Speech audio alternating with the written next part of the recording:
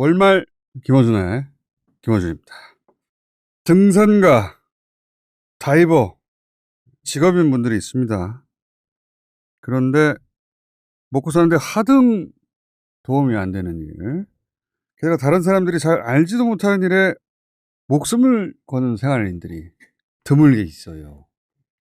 오늘 그 무쓸모 일반인 모험가 끝판왕 40대 세 분을 모셨습니다. 안녕하십니까? 안녕하세요. 네.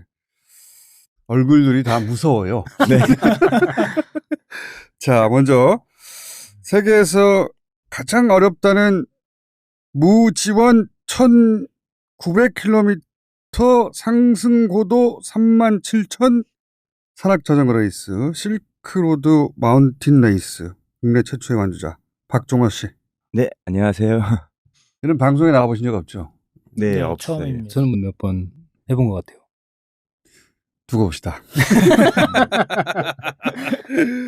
자, 그리고 세계에서 가장 위험하다는 14박 15일 1만 킬로미터 오프로드 죽음의 레이스 다카랠리 국내 최초 완주자 류명걸 씨 모셨습니다. 안녕하세요. 유명걸입니다. 소개가 너무 힘들어. 자, 그리고 너희들은 그래도 뭘 타고 갔지 않냐.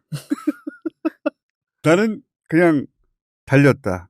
세계의 사막과 남극을 한 해에 완주하는 극지 마라톤 그랜드 슬래머 최홍석 씨. 네, 반갑습니다. 최홍석입니다. 아, 힘들다, 소개가. 자, 이 소개만 들어도 쓸모가 없어요. 자, 평상시에는 전기공사를 하시거나 라이딩 교육을 하시거나 회사원이시거나 맞죠? 네, 맞습니다. 네, 네. 맞습니다. 프로가 아닌 거죠. 네, 예. 혹시 결혼도 하셨습니까? 아직 미혼입니다. 싱글입니다. 저는 다카를 다녀와서 했습니다.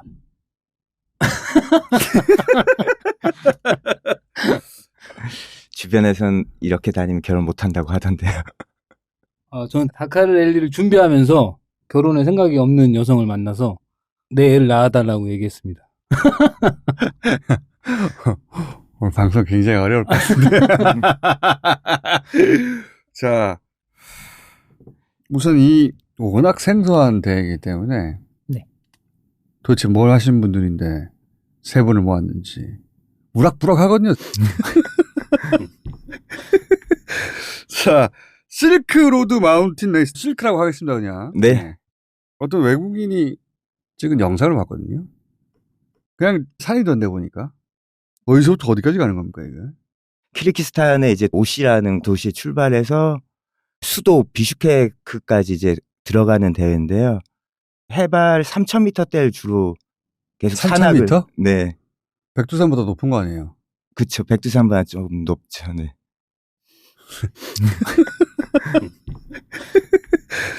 상승 고도가 37,000이라는 건 누적 고도를 얘기하는 거에서요. 해발 800에서 출발해서요. 그래서 첫날 4,180m를 넘고 4,180m? 네, 안나푸르나 베이스 캠프 정도 높이 되거든요. 자전거 타고? 네. 그다음에 이제 한 3,000m대 패스를 몇 개 넘고 다시 조금 내려왔다가 다시 이제 3,000m대 고원지대가 있는데 한 몇백 킬로 되거든요. 그쪽을 3,900 패스를 또 2개 넘고 다시 또 이제 1,800 자전거로? 네, 전부 다? 내려와서 네. 밥은 어떻게 먹어요? 셀프 서포시한 대회라서 그러니까 자력으로 모든 걸 다 해결해야 돼서 먹을 걸 가지고 가거든요. 먹을 걸 가져가요? 짐이 나가니까 빵이나 비스켓 같은 거 중간에 뭐 사과나무나 있으면 주머니에 넣고 먹기도 하고요. 그 물은 빙하 녹은 물 같은 거 있으면 그냥 떠서 마시고요. 잠은 어떻게 해요, 그러면? 잠은 이제 텐트나 침낭 그것도 자기가? 네, 다 챙겨서 가요. 그러니까 모든 걸 자기가 짊어지고 가는 거네요, 한마디로 말해서. 네, 자전거 정비할 수 있는 잠도 부품들. 본인이 알아서 포인트 잡아서 자는 것이고? 네, 그럼 다치면 어떻게 해요? 다치면 기본적인 치료는 본인이 할 수 있어야 되고요. 네. 정말 내팽개쳐 지는 거구나, 이 대회에서.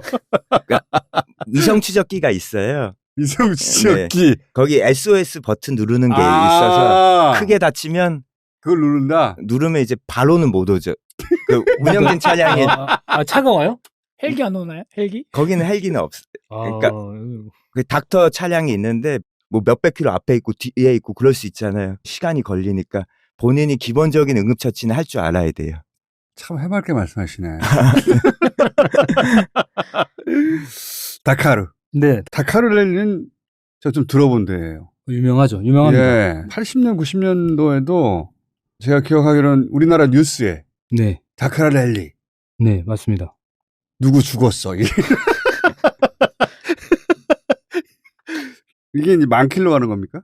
예전에는 10,000km 이상이었고 지금은 대회 기간이 짧아지면서 이제 거리도 짧아졌죠. 조금. 짧아지게 만 킬로예요. 그 이제 가옥도가 거의 비슷하죠. 아, 네. 하지만 힘들기는 마찬가지고. 네, 네, 맞습니다. 역시 한국인 최초의 안주자.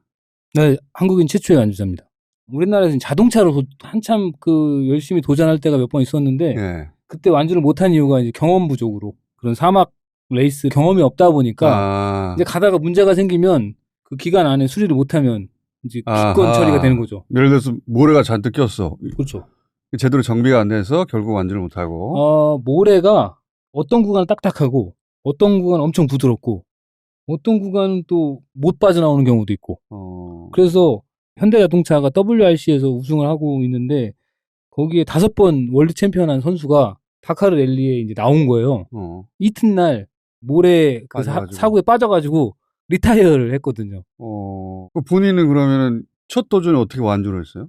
다카르 랠리를 도전하려고 제가 다른 사막 랠리를 한 10번 정도 나갔어요. 아, 다카르 랠리가 끝판왕이니까 네. 보다 작은 사막을 경험하기 위해서 네. 이 영상도 내가 한번 봤거든요. 그 표지판이 없잖아요. 없죠.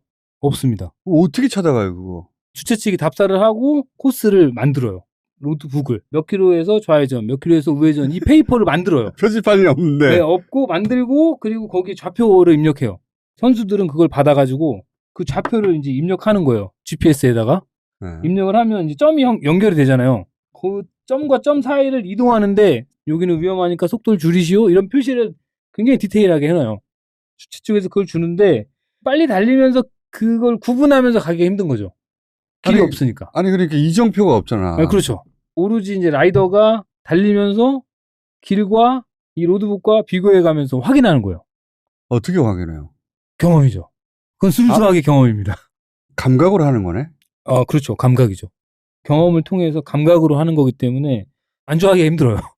그 영상을 보니까 모래 언덕 네, 그런데도 하루 종일 달리던데 네.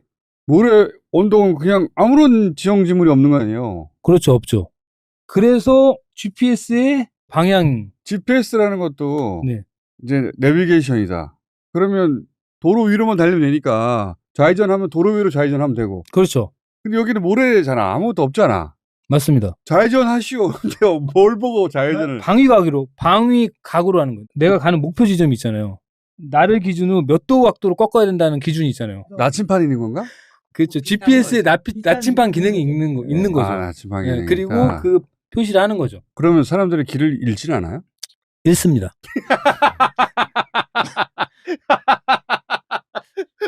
그래서 완주가 힘들다는 거죠. 다시 쉽게 하는 것처럼 산점 설명하더니 길을 잃습니다. 읽습니다.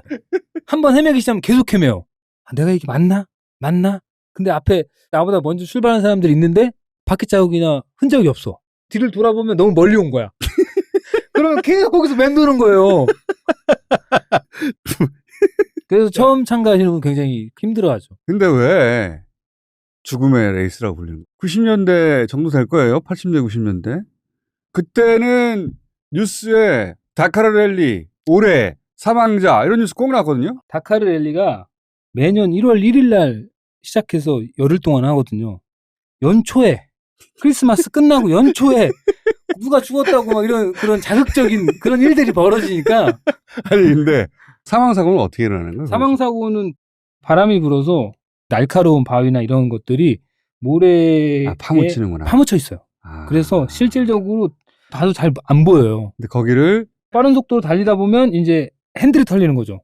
핸들이 털린다는 건 핸들을 막 좌우로 막 흔들린다는 얘기입니다. 그렇죠. 예. 그러면서 순식간에 이제 핸들 털리면서 균형을 잃으면서 날아가는 거다. 사람이 이제 날아가는 거죠. 그래서 이제 보통 120에서 130km 이상으로 달리면 그때 심박이 한 180 이 정도 이상 되거든요. 긴장하고 달리니까. 근데 갑자기 큰 충격을 받으면 이제 심정지가 오는 거예요. 대부분 심장마비. 그래요? 심장마비로. 이제 빠른 속도를 하다가 팡! 갑자기 하고. 이제 내동댕이 쳐서 큰 충격을 받으면서 심장이 멈춰버리는 거죠. 뭐 부러지고 이런 게 아니고. 네, 그렇죠, 그렇죠. 목보호대도 하고 그리고 이제 에어백이 터져가지고 골절상은 크게 없어요. 오히려. 네.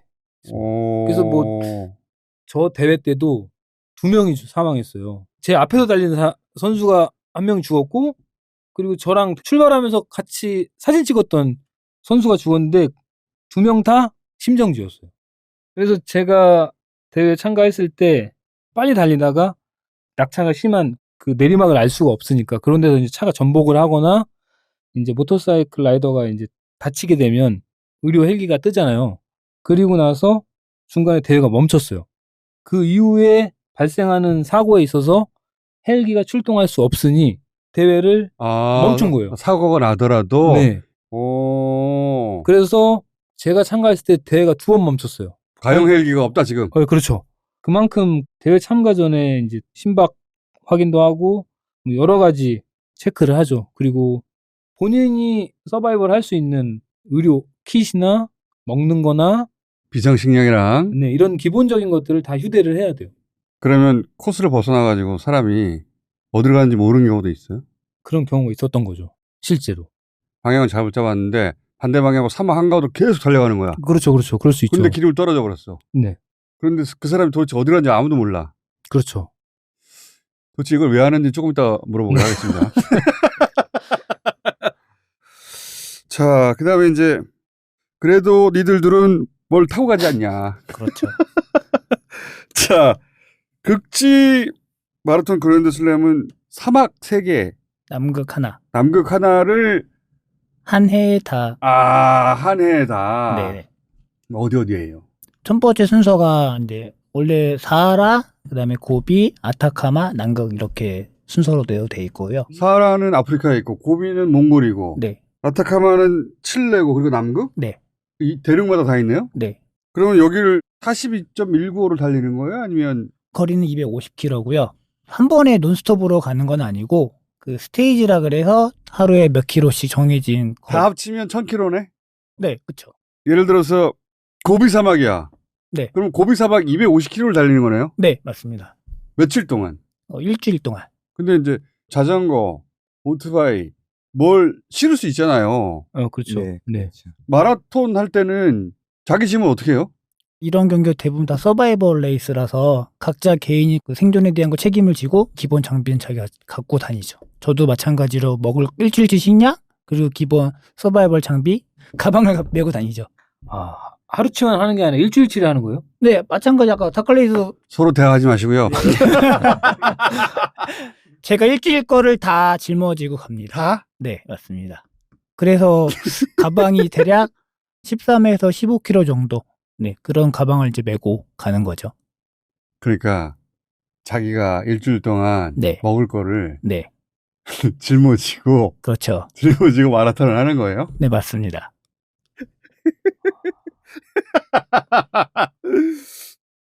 제정신이 아닌데 보니까. 아니 그러니까 맨몸으로 뛰는 것도 아니고 그걸 짊어지고. 네. 대회 측에서는 캠프마다 텐트만 제공하고 물하고 뜨거운 물 이렇게 제공해주고 있어요. 네, 물은 제공해준다? 네, 맞습니다. 근데 이것도 내가 영상을 한번 찾아봤어요. 어디서 쉬어요? 쉴 그늘이 없잖아. 없죠. 네. 그래서 쉬지 않고 계속 빨리 가죠. 쉬지 않고 빨리. 네, 맞습니다. 그래야 빨리 가서 캠프에 가서 쉴 수가 있으니까. 쉴 곳이 없으니까 빨리 가면 된다? 네, 맞습니다. 참가 자격은 아무한테나 줍니까?